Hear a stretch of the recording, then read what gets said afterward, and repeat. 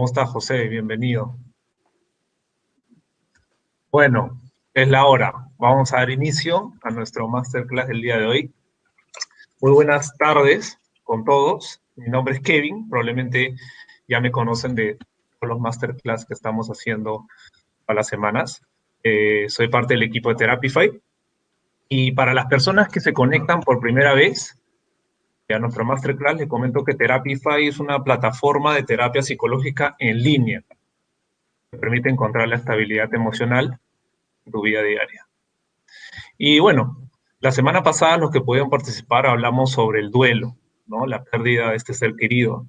Y salieron muchas preguntas y opiniones muy, muy interesantes y lo tenemos grabado en nuestro canal de YouTube para que lo puedan ver con calma cuando deseen.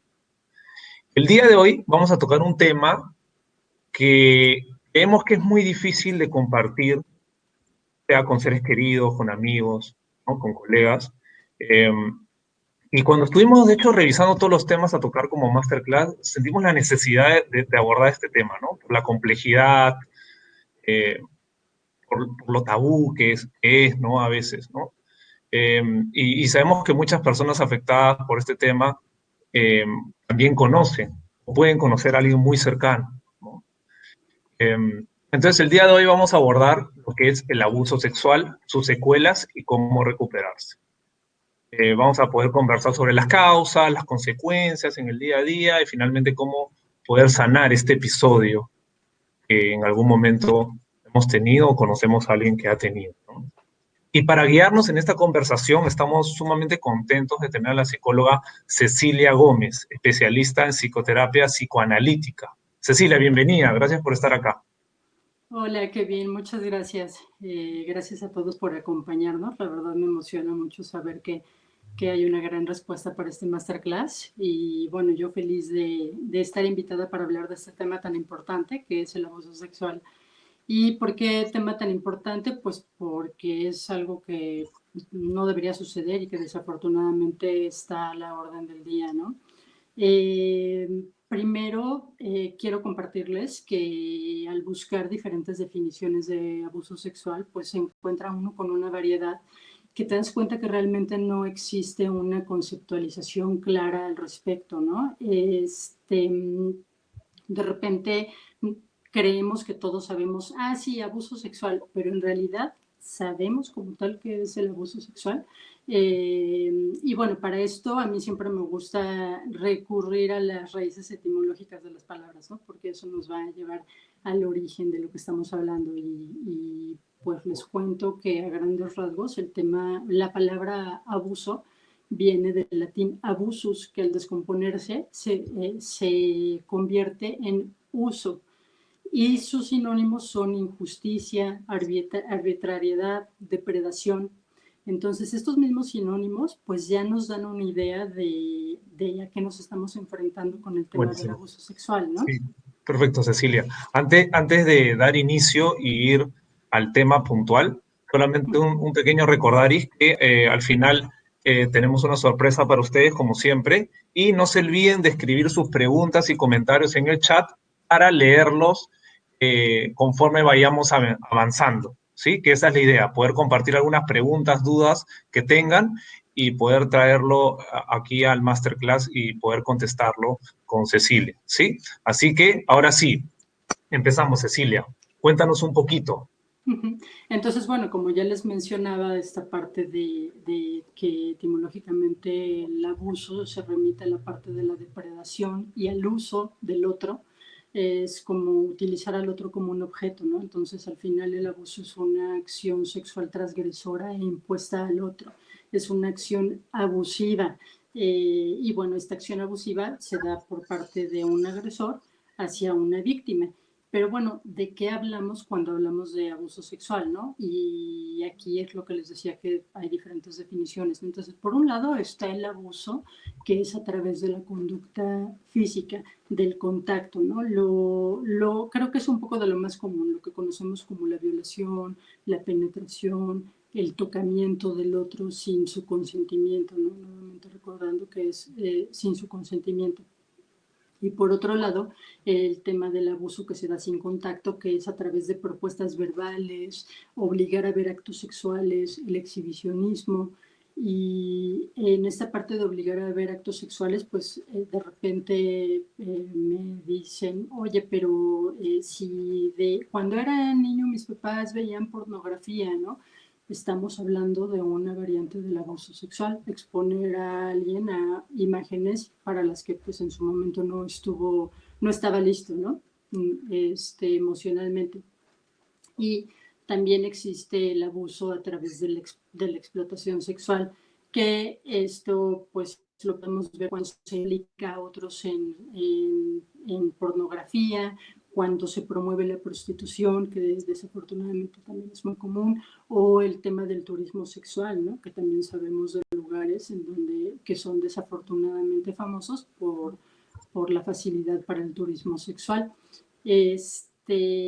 También podemos encontrar el abuso a través de los factores culturales, que bueno, son estas zonas en donde se practica la mutilación genital femenina o en donde se promueve el casamiento con niñas, con niños, ¿no?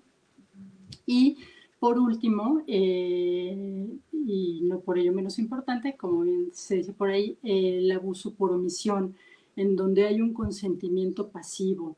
Esto significa que yo sé que está sucediendo, pero no digo nada, ¿no? Entonces el que calla otorga.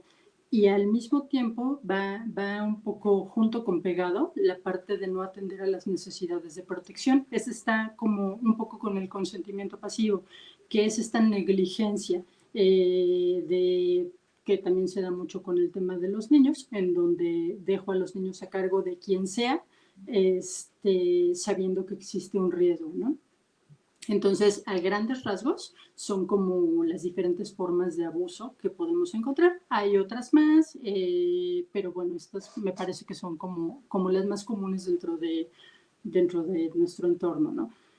Por otro lado, y uno que también llega a presentarse de manera muy común, es el abuso en un escenario en donde no hay conciencia, en donde es bajo los efectos del alcohol o bajo el efecto de drogas, en donde la otra persona no estaba, me da la redundancia, consciente para decir claramente sí o no. Está impedida para dar una respuesta, y bueno, esto también es muy común, sobre todo entre los adolescentes, ¿no?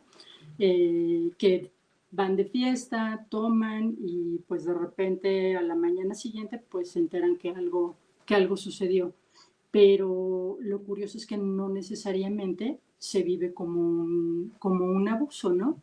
O sea, como que no tenemos esa claridad al 100% de que tuve relaciones estando tomada o bajo el efecto de alguna droga, y en realidad eso fue un abuso, ¿no? Porque no estaba yo consciente para la situación. Y bueno, en cuanto al tema que yo les decía que es un tema muy importante y que está a la orden del día, me gustaría compartirles algunos datos estadísticos como para poder dimensionar. Por ejemplo, en México, bueno, al menos sé que nos ven de otros países, yo en este momento estoy en la Ciudad de México, y en México en 2019 hubo aproximadamente casi 60,000 denuncias relacionadas a un delito sexual. Luego, a nivel mundial, si hablamos de abuso sexual infantil, estamos encontrando de manera anual 4.5 millones de víctimas. Y aquí cabe destacar que en el tema del abuso sexual infantil se estima que solamente se reportan 1 de cada 10 casos de abuso. Entonces, si 4.5 millones de víctimas ya es muchísimo, pues bueno, a eso hay que sumarle todos los casos que no se reportan.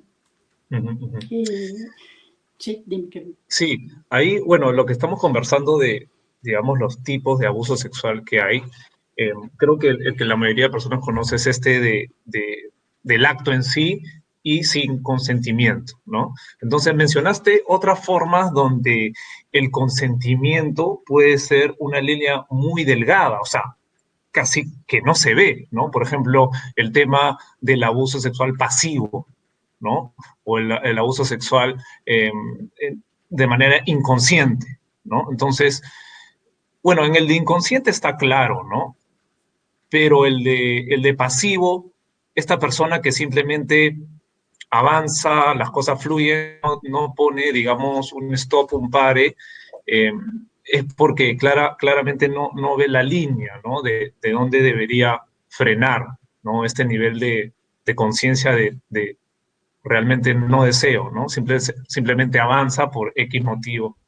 Entonces, en el caso de estas personas de que realmente se están preguntando, ¿no? Pueden tener esta gran confusión de que si realmente fueron abusados sexualmente, porque la línea es tan delgada que a veces no son conscientes, ¿no? O sea, la pregunta creo que va más por eh, cómo puedo ver un poco más esa línea, cómo puedo validar si realmente fue un abuso, ¿no? O sea, hay como algún mecanismo, alguna pregunta que se pueden hacer de manera personal para realmente evaluar eso. Como bien mencionas, la verdad es que es una línea muy delgada y justo en la parte de encontrar una definición de abuso, ahí está la confusión, ¿no? Porque algunos decían, no, pues cuando hay violencia y entonces la víctima, tal, y otros decían, no, abuso es cuando no hay absolutamente nada de violencia, yo como que estoy a través del convencimiento, logrando que tú hagas algo determinado, y incluso legalmente, ¿no? Legalmente en algunos estados, abuso es pues llegar casi que súper violentado, golpeado, al borde de la muerte, y en otros estados no, en otros estados no necesitas traer marcas físicas, marcas de violencia, ¿no? Entonces, de ahí la misma confusión, porque hasta legalmente hay ahí como un punto ciego. Sin embargo, yo creo que una de las preguntas es como, bueno, pasó que me fui de fiesta, que estaba muy alcoholizada y cuando desperté descubrí que había tenido actividad sexual con una persona. Por un lado es preguntarse, ¿yo estaba lista para eso? ¿Yo realmente quería? ¿No? Algunas ocasiones me ha tocado como si, bueno, pero es que fue con mi novio, ¿no? Entonces, no sé si me abusó o no, porque era mi novio. O sea, sí estaba yo muy tomada, pero era mi novio. Entonces es como, bueno, pero ¿qué habían hablado antes? ¿Sabían que estaban listos? ¿Habían hablado de que aún no estaban listos? Como el momento era, si es el caso de una fiesta, pues era un conocido, alguien cercano, ¿no? Pero sobre todo es con respecto a si tú estabas listo para llevar a cabo el acto, ¿no? Si tú, al no estar bajo el efecto de alguna sustancia, hubieras accedido. Claro. Justo veía, la semana pasada veía una serie y era en el 2030. Y entonces, pues se conocen dos personas, en la escena rápida, ¿no? Se conocen dos personas a través de una app, pues se quedan de ver y se desnudan. Le dice ella a él, o él a ella, no recuerdo bien, ¿traes protección? Sí, sí traigo protección. ¿Y tú? Sí, también. Y entonces sacan un dispositivo, se lo pegan en el cuerpo, es una camarita, y entonces ella dice, doy mi consentimiento para tener relaciones, ¿no? Y él también mira a su camarita y dice, doy mi consentimiento. Tal. Bueno, ya dicho lo anterior, ahora sí pasamos a lo que sigue, ¿no? Ah, no te creo. Yeah, okay. Sí, y no estamos tan lejos de eso, ¿eh? En lugares como en Holanda es frecuente, ya se está aplicando el que la persona dé su consentimiento en el momento. O sea, nada de que, ay, pero es que ya estamos centrados en calor y entonces pues una cosa lleva a la otra. O sea, no, antes del acto es como, oye, ¿quieres? Sí, sí quiero. ¿Tú quieres? Sí, sí quiero, ¿no? Todavía nos falta un poco en Latinoamérica, un muchito para llegar a ese punto, pero cuando vi eso de la serie del 2030 dije, bueno, pues ya no está tan descabellada la idea porque ya se está aplicando en algunos países.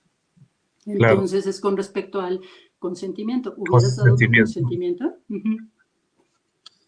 bueno, Perfecto. esto perdóname, que en el Sí, caso de los adultos, ¿no? Pero en el caso de niños y adolescentes, pues bueno, no, evidentemente no están en el momento para tener todavía relaciones, ¿no? perfecto. Entonces seguimos y pasamos al tema de las causas, ¿no? ¿Qué se ocasiona, ¿no? Causas psicosociales y factores de riesgo del abuso sexual. Sí, bueno, en cuanto a las causas psicosociales podemos encontrar muchos factores y ahí yo voy a mencionar algunos, pero cabe señalar que no significa que porque yo tuve este factor psicosocial, entonces ya soy un abusador en potencia, ¿no?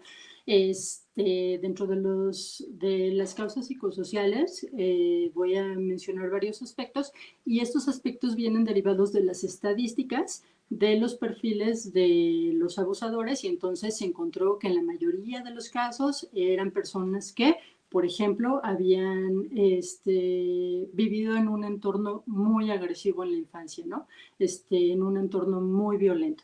Pero, repito, no significa que porque yo viví un entorno violento ya entonces soy una potencial abusadora. Pero bueno, dentro de las estadísticas se ha encontrado, ¿no? El vivir en un entorno muy agresivo, muy violento por parte de los padres o del cuidador primario, porque pues no siempre son los padres quienes nos cuidan.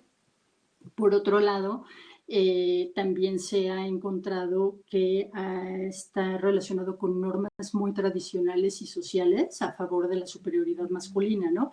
Esto de que la mujer tiene que satisfacer al hombre sí o sí porque es su rol de esposa y entonces tiene que cumplirle, ¿no? Hasta existe este término de que hay que cumplirle al marido.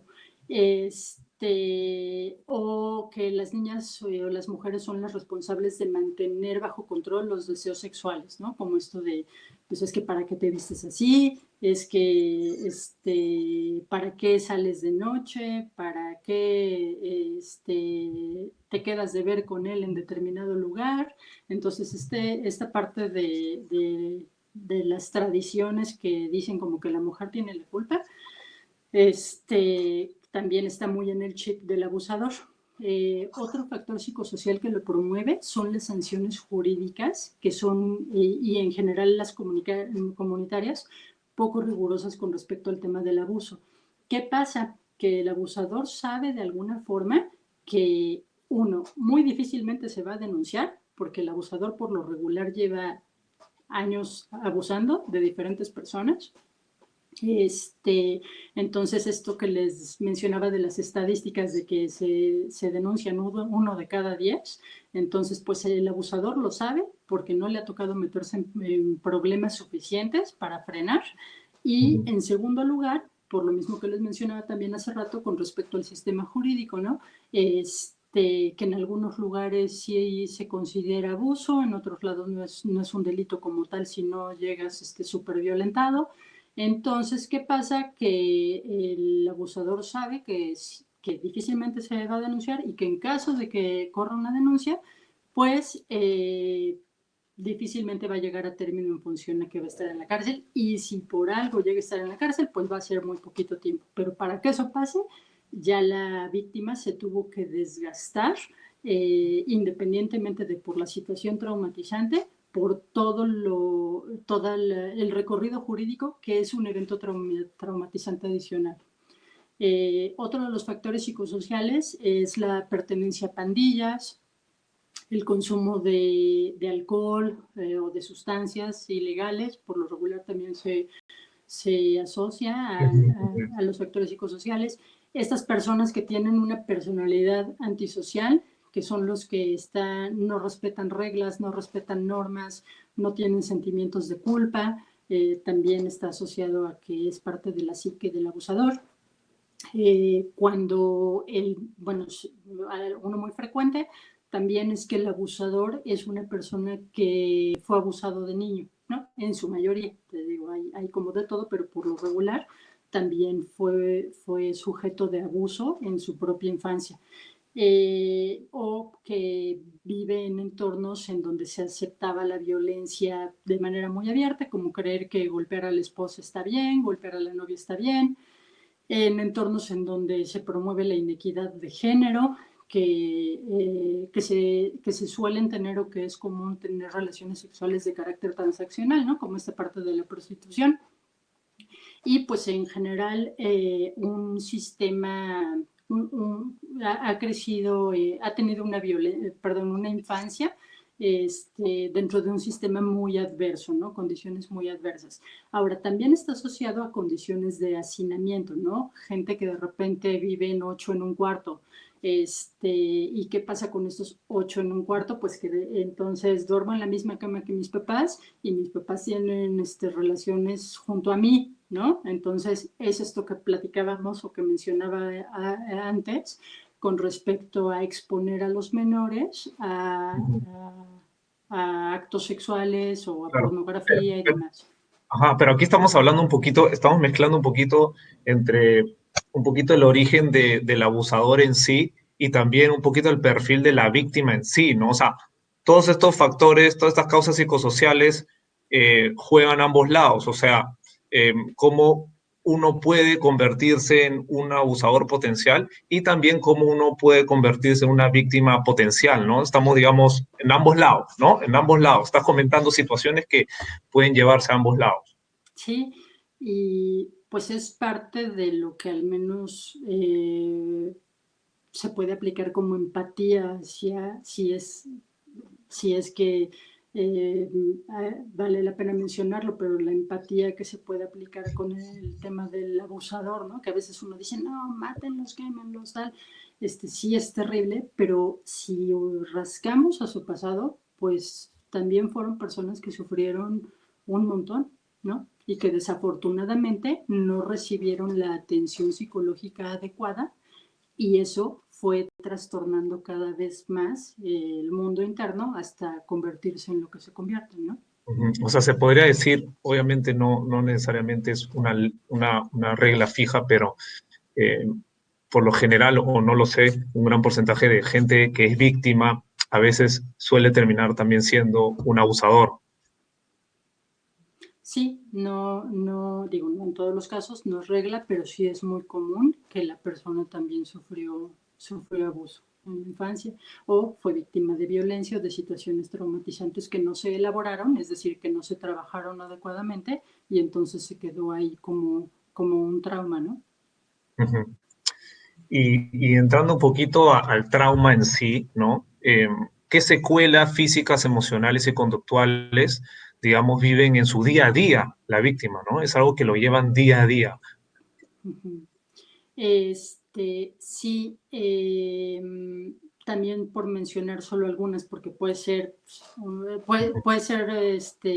una variedad inmensa en función a que cada mundo interno es distinto, cada persona procesa los eventos de manera distinta, pero bueno, volvemos a lo mismo. El grueso de la población, el grueso de las víctimas, pues han mostrado, por un lado, desde en el tema de las mujeres, pues algún traumatismo ginecológico, un embarazo no planeado, disfunción sexual, enfermedades de transmisión sexual, aquí bueno, también viene incluida la infección por VIH, infecciones urinarias muy frecuentes y aumento de trastornos somáticos, que esto es que la persona empieza a enfermarse de la nada, o sea, de la nada digo entre comillas, porque pareciera que no hay un motivo aparente por el cual se está enferme y enferme, enferme y enferme.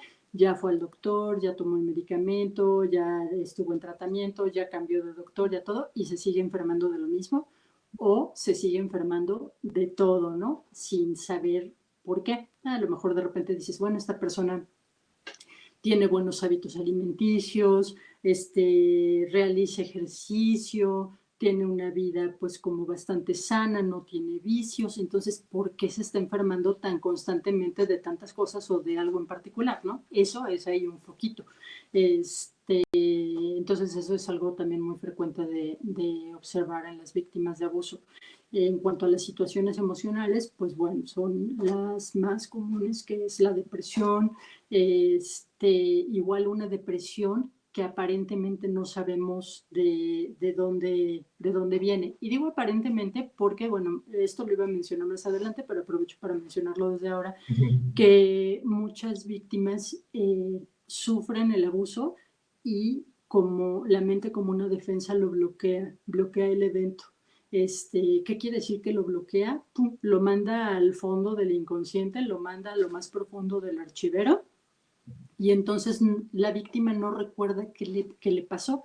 La víctima no recuerda que fue abusada, por increíble que parezca, ¿no? Porque es como, ¿cómo no te vas a acordar que algo así te pasó, ¿no? Y que aparte, esto es bien frecuente, de repente, pues con todos estos movimientos que se han dado a nivel internacional, o por ejemplo el Me Too y demás, que dicen, ¿y por qué lo dijo hasta ahora, no? ¿Por qué se esperó 15 años para denunciar? ¿Por qué se esperó 20 años para hablar? Uno de los principales factores por los que se esperó tanto la víctima, pues es porque no lo recordaba.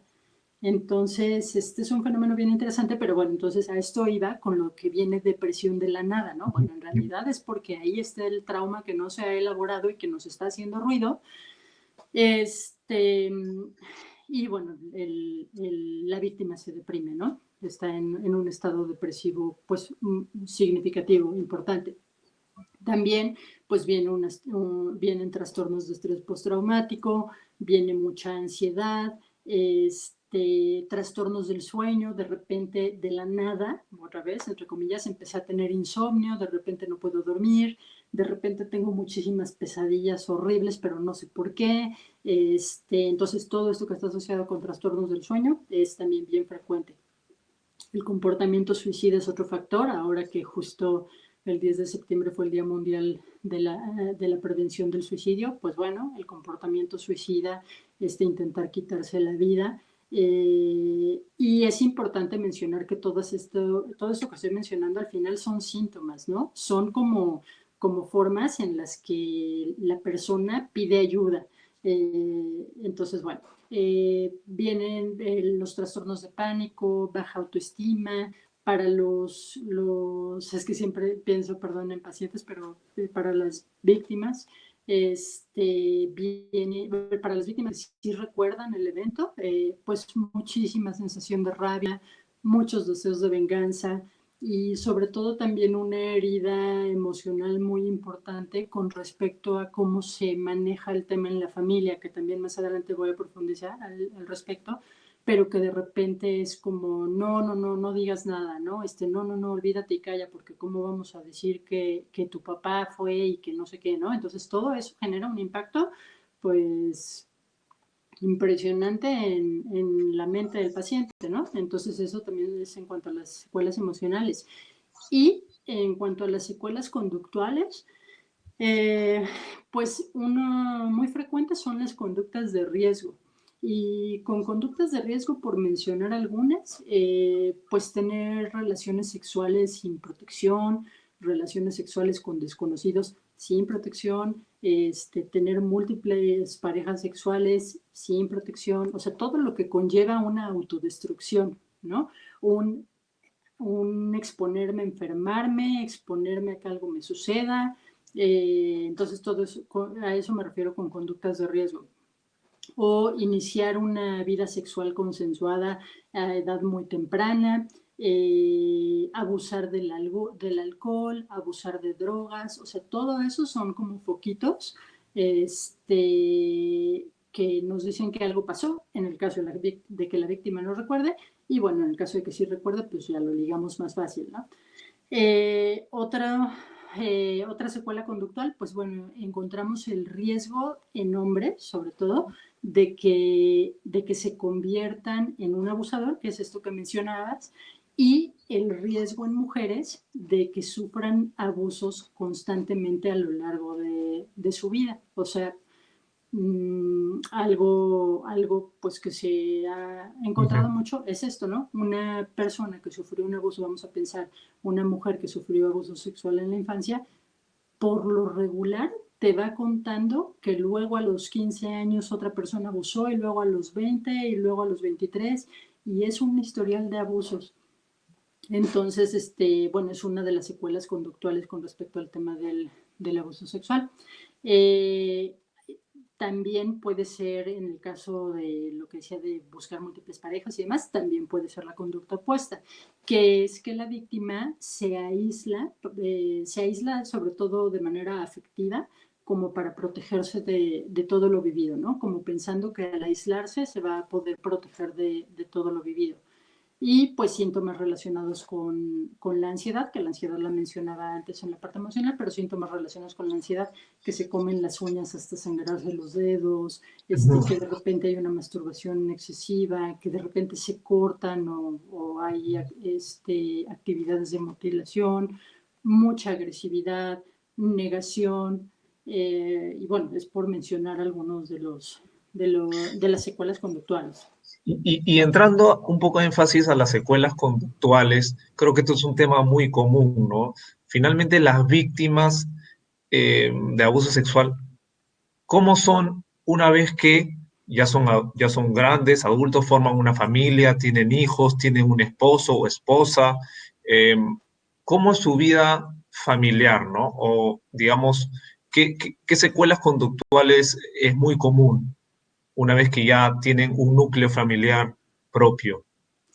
Sí, es que ahí varía muchísimo dependiendo de la persona y dependiendo también si marca una diferencia significativa, si la persona recibió apoyo psicológico, si recibió ayuda, si la misma familia pudo sostener a la víctima, sostener emocionalmente, ¿no? A la víctima respecto al tema del trauma. O sea, eso marca diferencia. Entonces, claro que hay víctimas que pueden llevar una familia muy sana, muy funcional, llevando de manera abierta este tema, esta experiencia traumatizante. Hay personas que, bueno, justo lo iba a comentar un poquito más adelante también con respecto a fenómenos que se observan en estas situaciones, pero víctimas que no recuerdan que fueron abusados, se casan y en el momento en el que viene un embarazo, está bien ligado el tema del embarazo con el recordar el abuso. Y son dos puntos en donde se recuerda el abuso de manera frecuente. Uno, en el embarazo, no importa si eres mujer o eres hombre que fuiste abusado, pero cuando hay un embarazo en pareja, viene el recuerdo. Y un segundo momento que también es muy frecuente es cuando el hijo que tienes, el hijo que nació, alcanza la edad en donde tú fuiste abusado. O sea, si tú fuiste abusado a los 8 años y tu hijo cumple 8 años, en ese momento se abre la caja de Pandora y vienen todos estos recuerdos. Entonces, de repente podemos ver víctimas que tienen una vida familiar muy funcional, muy sana, y que cuando se presentan estos eventos viene el quiebre, ¿no? Porque pues empiezan a acordar y de repente pues todo el mundo se les sacude, ¿no? Hay una sacudida del mundo que ellos conocían, del mundo consciente que ellos conocían, porque el mundo inconsciente ya estaba dando lata. Entonces es aquí donde tiene que haber un replanteamiento y un trabajo bien importante a nivel personal y a nivel pareja para poder salir avantes de la situación. Uh-huh. Claro, porque, o sea, yo me imagino que esas son una de las dudas más comunes, ¿no? Si soy consciente o semiconsciente o creo que tuve un episodio de abuso, realmente puedo rehacer mi vida, realmente puedo conocer a alguien, puedo enamorarme de nuevo, puedo tener una pareja, puedo tener una familia, ¿no? Entonces creo que eso es algo muy, muy importante. Y lo que conectas, lo que comentas sobre estos hitos que aparecen conforme vas avanzando en tu vida, ¿no? Y despiertan cosas en ti, también es súper importante eh, llegar a esos hitos, pero de una manera mucho más controlada, ¿no? Que no sea como una explosión. Y para eso, claramente, el apoyo de un proceso terapeuta también es bastante recomendado, ¿no? Uh-huh. Eh, entonces, aquí tengo una pregunta Uh-huh. para seguir avanzando. Sí. Eh, Alejandra pregunta, eh, si en las clases virtuales algún niño o niña llegara a comentar que es víctima de algún tipo de abuso sexual, ¿cuál sería el manejo que se tiene que dar y cómo se trabaja en ese momento con el grupo? Si lo comenta en grupo abiertamente, entiendo, ¿verdad? O sea, asumiría que es que en estos grupos de niños, digamos, se sabe que hay un niño que es abusado, ¿cómo se puede manejar? O Uh-huh. sea, digamos, se conversa entre no sé, los papás, ¿cómo se abordaría sabiendo que hay un niño que fue abusado? Ujú. Pues primero es importante y de manera ideal que la escuela cuente también con un psicólogo. Que la mayoría de las instituciones, bueno, no quiero decir la mayoría, pero al menos las instituciones que conozco, pues por lo regular manejan el tener a un psicólogo de apoyo, pero es uno de los temas porque dentro de los puntos por los cuales no se denuncia es porque por lo regular son situaciones que provocan bullying, ¿no? Los niños pues en su inocencia de repente caen en temas de bullying y primero manejarlo en corto con los papás del niño o la niña que posiblemente fue la víctima. En corto me refiero a que el maestro a cargo de la clase tiene que contactar directamente a los papás. Es que no sé bien exactamente, no sé exactamente el escenario, pero bueno, me estoy imaginando cómo pudo ser, ¿no?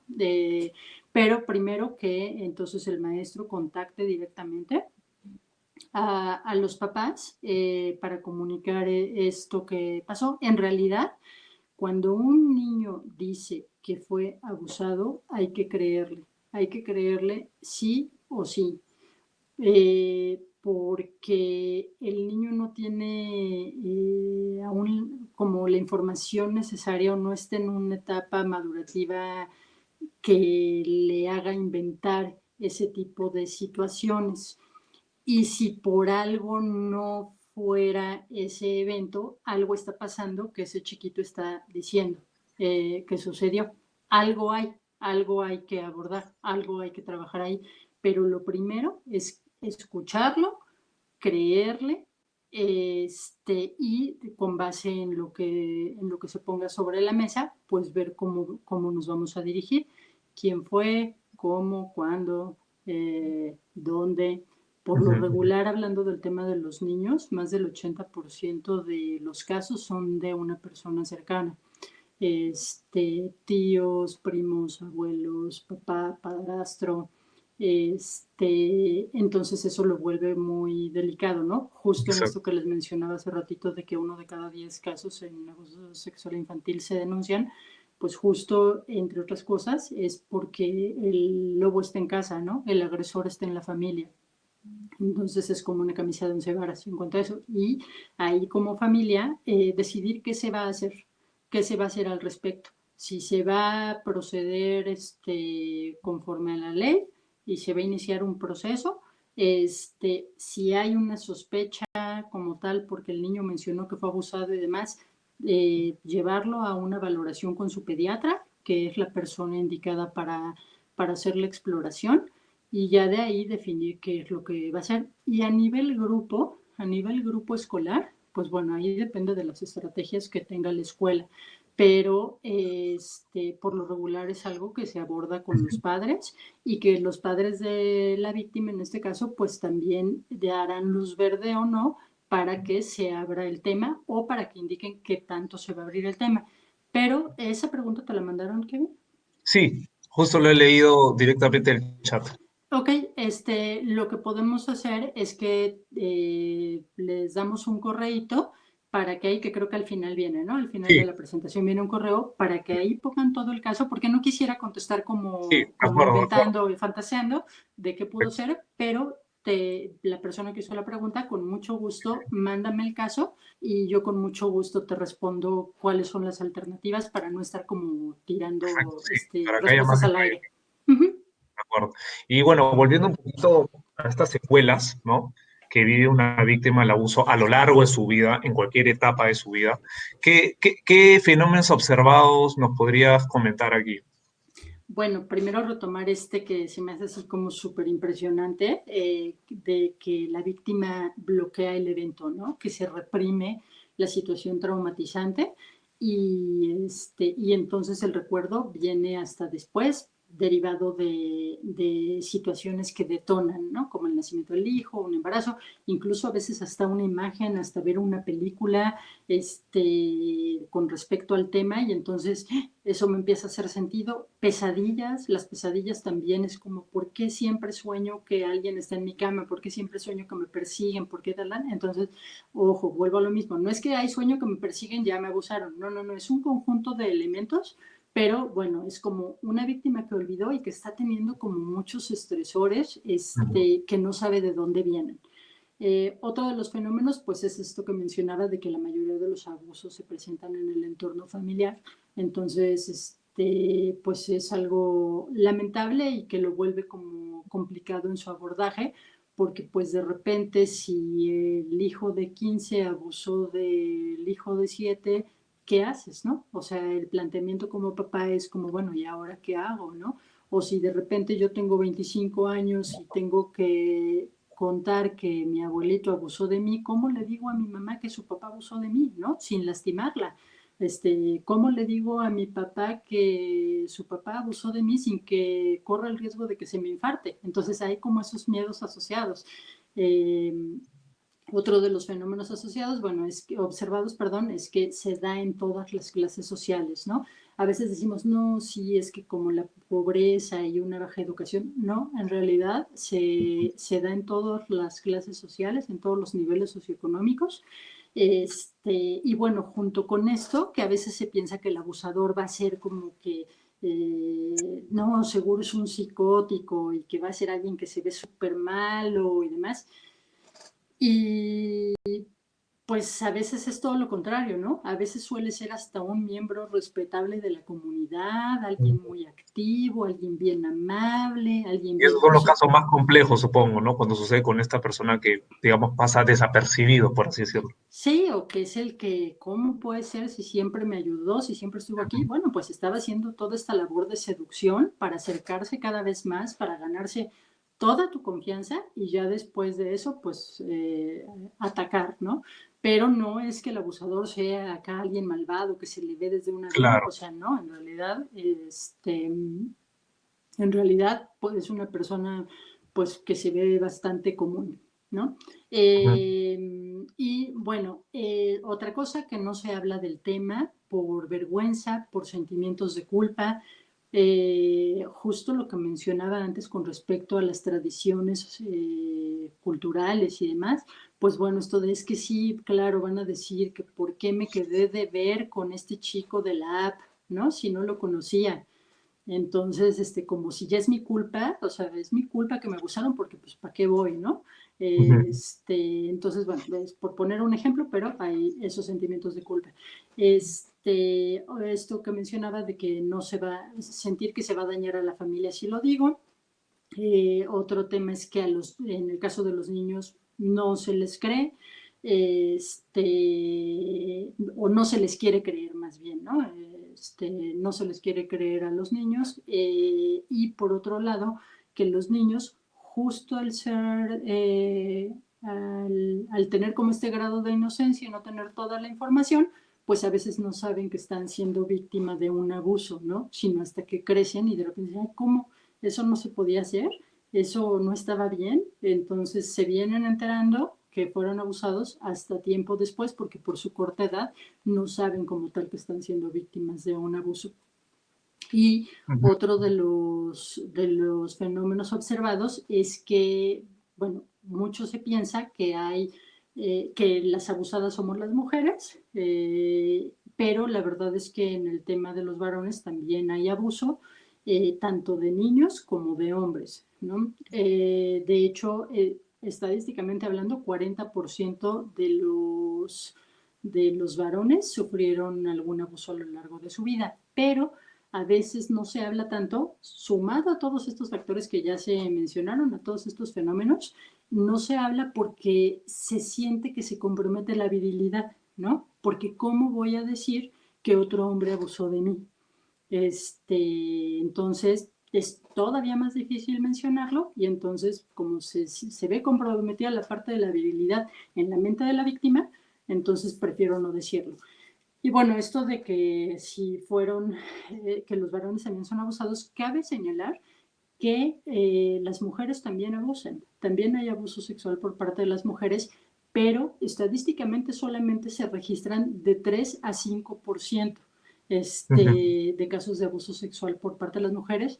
Eh, Muy probablemente, al igual que en el resto de las estadísticas que les compartí, es más alta la tasa, pero pues al día de hoy solamente se tiene un registro de 3 a 5% de abuso sexual por Ok. parte de una mujer. Uh-huh. Sí. Acá tenemos unas preguntitas que Uh-huh. sería ideal ver si podemos contestarlas.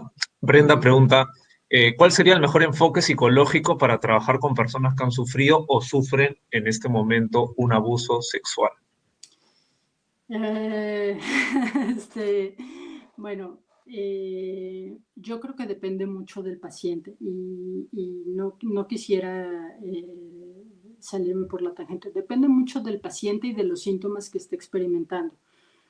Por ejemplo, en mi caso, yo tengo formación psicoanalítica y a mí yo decidí formarme como psicoanalista porque el psicoanálisis es algo que va de la raíz al día de hoy, ¿no? De la raíz, ¿a qué voy? A que estudia y analiza nuestra historia desde antes de ser concebidos, si fuimos planeados, si fuimos deseados, si fuimos aceptados, o sea, desde antes de que nuestros papás se conocieran, se analiza nuestra historia hasta el día de hoy. Entonces, a mí me parece que un trabajo psicoanalítico ofrece la oportunidad de sanar los temas del abuso a profundidad. Porque el abuso no es un evento aislado, ¿no? O sea, no es como que, ay, de repente iba yo pasando por ahí, pum, alguien me abusó, ¿no? O sea, hay un montón de factores asociados, como esto que hemos mencionado en esta plática, que si fue el tío, que si la familia dijo que mejor guarde silencio, o que si no te creyeron, que si tal. Entonces, realmente un psicoanálisis es un enfoque que va a ayudar a sanar, pero desde antes de que sucediera el abuso hasta el día de hoy. Pero como mencionaba, que depende mucho también de la víctima, porque si de repente está teniendo ahorita crisis de ansiedad muy fuertes, ataques de pánico y demás, probablemente ayude en un principio tener un tratamiento con un enfoque cognitivo-conductual, que entonces permita de manera más directiva manejar los síntomas y manejar la ansiedad y desarrollar estrategias que me ayuden a que cuando estoy entrando en una crisis o en un ataque de pánico no llegar tan lejos, sino saber detenerlo, y poder lidiar más con mi día a día. Mm. Entonces, depende mucho del momento en el que se encuentre la persona, pero entre cognitivo conductual y entre psicoanálisis, pues creo que las dos son excelente opción. Ok, acá tengo una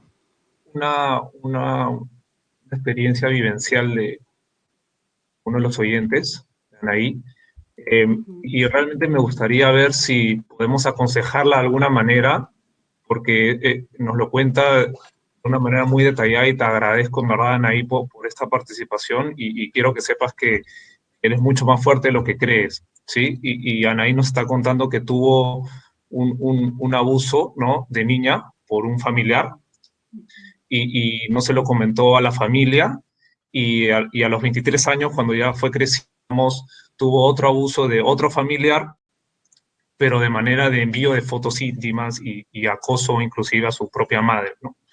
En este último comenta que sí lo comentó, pero tuvo que dar pruebas y al final no se hizo nada y su madre aún le habla a este familiar y este familiar aún vive en la comunidad y aún está en la familia, ¿no?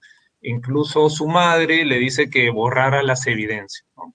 Y comentan ahí que hace más de 10 años fue diagnosticada con ansiedad generalizada y trastorno del límite de personalidad. Actualmente nos comenta también que está con un psiquiatra, ya está en un proceso y eso es sumamente bueno. Pero en este caso, de manera muy breve, yo sé porque este es un tema muy complejo y es un caso de estudio, ¿qué podrías comentarle a Anaí que está compartiendo esto con nosotros el día de hoy? Anaí, primero, gracias por compartirlo. Sé que no es nada fácil. Sin embargo, el hecho de compartirlo es un pasito más para ayudar a otros, pero también para ayudarte a ti. En función en que lo vamos hablando y lo vamos compartiendo, vamos sanando. Entonces, primero lamento mucho que haya pasado, es algo que no te debió pasar nunca.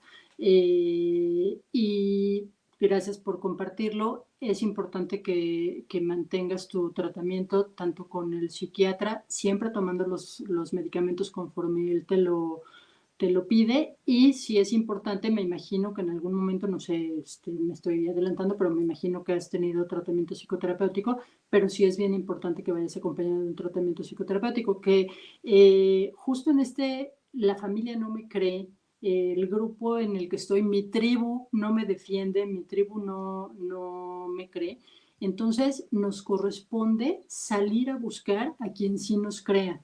Entonces, salir a buscar a quien sí nos escuche, a quien sí abrace ese evento, nos abrace a nosotros con todos nuestros traumas, ¿no? Entonces, la terapia te ofrece esa posibilidad. También los grupos de personas, grupos terapéuticos de personas que pasaron por lo mismo que tú, puede ser de gran ayuda. Y por otro lado, también buscar la forma de resignificar tu experiencia, ¿no?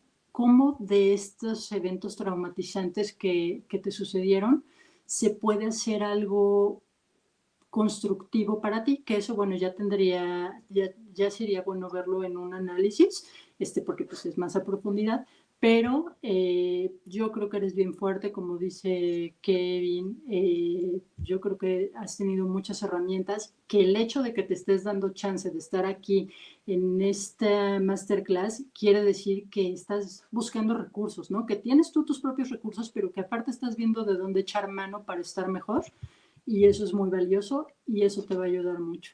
Espero que mi respuesta te ayude, y también pues que puedes contactar a través del correo que va a dejar Kevin, y con mucho gusto yo te respondo todo lo que necesites. Sí, perfecto. Y para al último punto, antes de entrar al último punto, hay una pregunta que parece que justo está en comentario varios oyentes, que es, pregunta Monse, ¿no? ¿Cómo saber si una bebé de 2 años que aún no habla únicamente palabras, no forma oraciones, pero se toca como saber si ha sido abusada o tocada? Algunos actos, ¿no? Los muestra en esta oración de se baja el pantalón, enseña la panza, señala sus senos y dice algunas palabras, ¿no? Y nosotros de repente, y a nosotros, sus padres, supongo, trata de, nos pone las manos en nuestras partes, si nos agachamos o estoy de espaldas, etcétera, ¿no? Lo hace más o menos hace 2 meses. Digamos, hay un cambio de comportamiento, en otras palabras, en esta bebé de 2 años. Eh, ¿Qué podríamos comentar ahí, Cecilia?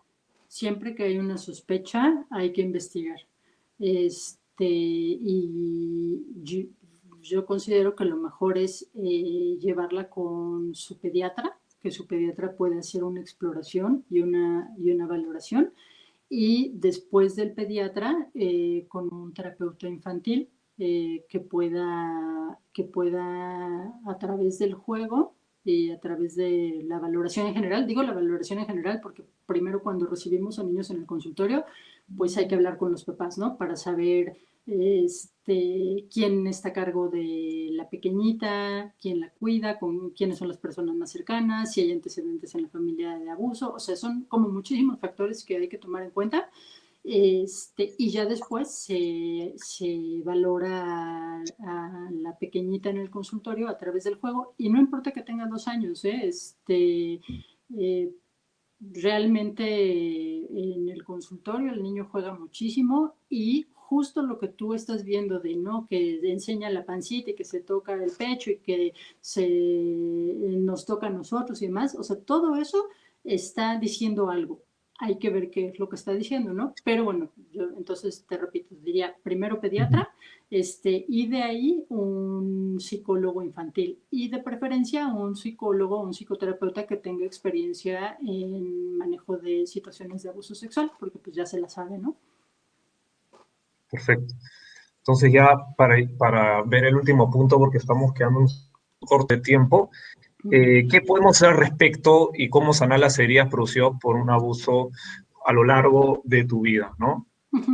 Bueno, algunas de las cosas ya las hemos mencionado a lo largo de la plática.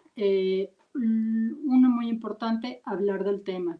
Mientras más pronto se cuente lo ocurrido, menor será la secuela. Porque mientras no se cuente lo que pasó, la persona se vive como un objeto dañado y eso va marcando toda su vida. Entonces, si la víctima recuerda, porque ya hablábamos de que hay quien recuerda que no, si la víctima recuerda, hablarlo, idealmente con la familia, con nuestra tribu, pero bueno, si sabemos que la familia tal vez no lo va a recibir bien, yo aún así lo hablaría con la familia y la familia tendrá que hacerse bolas con esa información, pero bueno, sabemos que a veces hay una consecuencia o nos imaginamos que puede haber una consecuencia no tan positiva, entonces hablarlo ya sea con la familia, con una persona de confianza, con un psicoterapeuta, porque en la medida en que nos acercamos con un psicoterapeuta, vuelvo a lo mismo, empezamos desde ahí a trabajarlo, el mismo psicoterapeuta nos puede ir orientando de hacia dónde, entonces, bueno, hablarlo, punto número 1. En segundo lugar, buscar resignificar la experiencia, ¿no? Que esto es esto que comentaba hace rato. Un caso que fue muy sonado, que es el caso de la Ley Olimpia, que no sé si han escuchado, pero la Ley Olimpia surgió de una chica que se llama Olimpia y que su exnovio empezó a compartir sus imágenes, ¿no? Se habían compartido imágenes con contenido sexual, imágenes del cuerpo, y entonces el que era el novio pues compartió esa información por todos lados y pues bueno, vino esta situación de bullying, vino esta situación de mucha vergüenza para ella, ¿no? Pues por haber enviado esas fotografías y que el novio le circuló. Bueno, para no hacerles el cuento largo, Olimpia levantó la mano, Olimpia empezó a generar un movimiento, a hacer un movimiento, hasta que logró que se hiciera la Ley Olimpia, que son un montón de reformas, un conjunto de reformas legales, que hoy en día penalizan o sancionan el hecho de que se compartan imágenes de tu persona, ¿no? Aunque se le hayas mandado a tu novio, al exnovio, al amigo, por lo que sea, no se pueden compartir esas imágenes y de compartirse se aplica la Ley Olimpia y ya ha habido chicos que han estado sujetos a sanción debido a esta situación. Entonces, esa fue una forma en la que Olimpia resignificó su experiencia. Esto ayuda también a reconstruir la autoestima y a poder sacar adelante a la víctima. Entonces, hacer de lo sucedido, pasarlo al plano de lo creativo, ¿no? ¿Y qué es el plano de lo creativo? Bueno, Olimpia hizo esto, pero a lo mejor hay alguien que le gusta pintar y entonces pues voy a pintar cuadros sobre que estén relacionados con cómo me siento con el evento, ¿no? O voy a entonces asistir a una fundación en donde se ayude a víctimas, entonces eso ayuda a resignificar. Son algunos ejemplos, pero bueno, hay muchas otras formas de resignificar la experiencia. Por otro lado, también, pues no sé cómo decirlo, pero lo pensaba como reeducar a nuestro cerebro justo a través de lecturas, documentales, podcast, o como esta masterclass, ¿no? Que hace ratito mencionaba como qué bueno que están dándose la oportunidad de estar aquí, porque bueno, eso nos va dando herramientas para saber qué, cómo, cuándo, dónde, ¿no? Entonces, es algo que también ayuda a la víctima. Si ya fuiste víctima de abuso y tienes ahora familia, eres mamá de familia o papá de familia, pues intentar en la medida de lo posible brindar a tus hijos educación sexual con amor y no con miedo, ¿no? Porque a veces es como, ya me pasó, entonces viene toda esa transmisión de miedos o lo peor que es lo contrario, sigue siendo un tabú, ¿no? No, ni lo voy a hablar porque no vaya a ser que le pase por la mente y que entonces yo le voy a implantar el chip a mi hijo o hija y le voy a meter el gusanito. No, no hay meter gusanito ni nada. A los hijos hay que educarlos sexualmente de acuerdo a su edad, de acuerdo a lo que van preguntando. Si preguntan ¿por qué te llama la atención? ¿En dónde lo viste? ¿En dónde lo escuchaste? Y las cosas por su nombre, ¿no? Al cuerpo se le llama con todos los nombres que tiene, ¿no? Nada de que pirrín, pajarito, no sé qué. No, o sea, pene, vulva, brazo, cabeza, nariz. Entonces, bueno, si eres papá, mamá de familia, pues brindar esta parte de la educación sexual. Otra cosa es lo que mencionaba hace ratito, siempre hay que creerle a la víctima, siempre hay que creerle a la víctima. Por lo regular, la víctima tiene razón y en caso de que por algo no tuvo razón, hay un issue ahí que está haciendo que esa persona mencione que le sucedió. Hay un issue que atender y bueno, entonces siempre siempre prestar oídos a lo que está pasando. Hacerle saber a la víctima que no tuvo la culpa, no es su culpa por minifalda, no es su culpa por salir de noche, no, pues es culpa del agresor. Y por otro lado, pues también esta parte de la promoción, que a lo mejor no está tanto en nuestras manos, pero la promoción de reformas jurídicas. Al final, Olimpia logró esto de la ley Olimpia porque hizo ruido en las redes sociales y la gente la apoyó y encontró un eco y este eco hizo presión para que se hicieran estas reformas. Entonces sí se pueden lograr cambios, ¿no? Sí se pueden lograr cambios, no está tan lejano. Y por último, que en caso de que quieran proceder legalmente, pues realizar o asistir para que se realice un examen forense de la víctima, que es como ya el último, lo último que mencionaría con respecto a qué se puede hacer y cómo sanar las heridas. Perfecto. Sí, creo que hay muchas alternativas, ¿no? Hay muchas alternativas, muchos caminos para un poco aceptar lo sucedido y dos, combatirlo y ir para adelante, ¿no? Hay muchas opciones, pero lo importante es accionar y avanzar de una manera direccionada, ¿no? Creo que no hablarlo, evitarlo, olvidarlo, creo que no es la manera de enfrentarlo, ¿no? Creo que un paso importante es afrontarlo de todas maneras. Y bueno, Cecilia, te agradezco realmente por tu tiempo, por el expertise brindado el día de hoy. Quisieras dar un último mensaje de manera muy breve, resumir todo lo que hemos conversado. Pues hay una frase muy psicoanalítica que dice que infancia es destino. Es una frase que me parece polémica, ¿no? Porque es como, en serio, ya lo que me pasó ya es mi destino. Y bueno, por un lado yo diría, infancia sí es destino en función a que son eventos positivos o negativos. Hablando del abuso, pues es un evento negativo, evidentemente. Son eventos que nos marcan, pero nosotros tenemos que tomar las riendas de ese destino, ¿no? A lo mejor como niños no lo podemos hacer si es que el abuso se sufrió de niño, ¿no? Pero si ya de adulto estoy consciente que fui víctima de un abuso, si lo recuerdo, si me acaba de pasar, porque digo, dentro del acoso ya no mencioné, pero también está el acoso laboral, ¿no? Pero el acoso sexual en el trabajo, pues, entonces, si como adulto también me está pasando en este momento, no necesariamente tiene que ser destino. Yo puedo tomar las riendas de lo que sucedió hace 20 años, de lo que sucedió hace un mes, y echar mano de todos los recursos que hay alrededor para poder estar mejor y yo construirme un mejor destino. Buenísimo, gracias. Y bueno, si quieren contactarse directamente con Cecilia, pueden hacerlo a través de la plataforma o también ver, digamos, los psicólogos en Therapify para atender el caso puntual que busque. Voy a quitar esto de aquí porque... Disculpe, ya. No, la sorpresita que les mencionaba al inicio es que vamos a activar un cupón de descuento de 90% de descuento en tu primera cita. ¿Por qué? Porque realmente creemos que esto es un tema muy serio, muy complejo, y no quisiéramos que el dinero sea una barrera para iniciar un proceso terapéutico o buscar ayuda. ¿sí? Por eso, con el equipo de Therapify hemos decidido lanzar este cupón.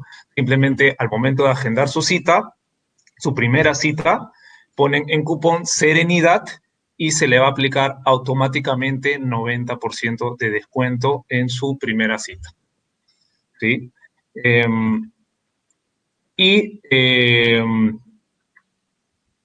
Bueno, realmente mencionarles que estamos muy agradecidos de tenerlos el día de hoy acá en estos 60 minutos de Masterclass, bueno, y un poquito más. Estamos muy felices de tenerlos semana a semana y recordarles de los siguientes Masterclass.